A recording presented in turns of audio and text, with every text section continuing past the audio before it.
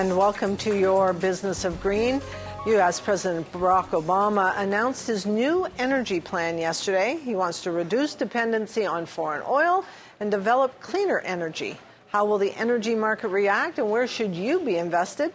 Well, to find out, we're going to speak with Jay Spindel, Senior Vice President of Equities at Quad Capital, LLC. Good morning, Jay. Based on everything that's going on in the world, of course, we've got rising oil prices. We've got the whole nuclear issue that nobody wants to address anymore, it would seem. Where do you think the greenest energy sectors are right now? Well, the greenest situation that I can find right now is the recent EPA initiative to reduce mercury output out of all the power plants in the United States. One company that will benefit tremendously from this is ADA-ES, or ADES is the symbol. They've done very well through their agreements with Arch Coal to refine coal, make it cleaner. And the other part of their business is they monitor all these power plants for mercury output. This initiative is supposed to take place over the next 3 to 4 years, and I think they're in the sweet spot to benefit from them. The stocks have had a pretty big performance, but it's one to watch for the future. And sort of what kind of profitability measures are you looking at? I think we're going to take a look at how the stock has done. What kind of profit potential do you see from a company like this? And it has had, I mean, it's up fourfold since December.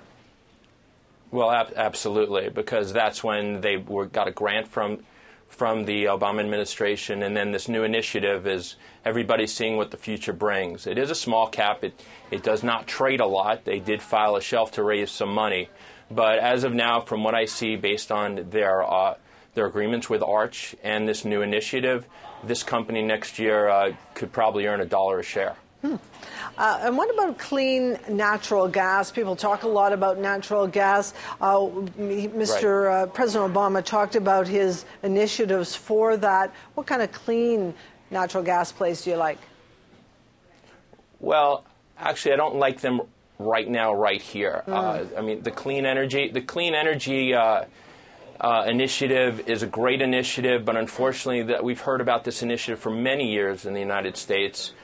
We seem closer now than before, but there's one thing about a divided Congress that they can accomplish, and that's not very much. So, yes, WPRT has had a very big rise yesterday, and CLNE as well, clean energy. But, and full disclosure, I have puts in Westport at this moment, because when the euphoria wears off, it seems that they go back and retrace much of that move. Okay, and the other big issue, I mentioned nuclear power. The uranium stocks, of course, have been under big pressure. What's your view post-Japan? Sure. We've had the issue with in Germany. They're going to review their 17 plants.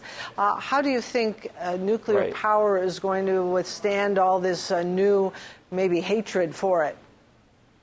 Well, yeah, you're right. I mean, it's really been put into the penalty box and it will be that way for quite a while. It's unfortunate because nuclear is a very clean energy. It's a very safe energy. Unfortunately, it just shouldn't be put where 60% of earthquakes over 6.0 are, which is Japan. They'd be great in the United States, but unfortunately, due to, while this administration said new power plants are going to be safer, I find it very hard to believe that many Congress people will go forward and push hard for it, and they might fear not being elected in their next cycle. So I think for right now it's put into the penalty box. How long that lasts? I mean, as an example, after the 3 Mile Island accident, it took 18 months for the next permit to be granted. Wow. The other issue is, and we were talking earlier about corn, a very tight environment for corn in the United States. In fact, globally right at the moment, that leads me to ethanol.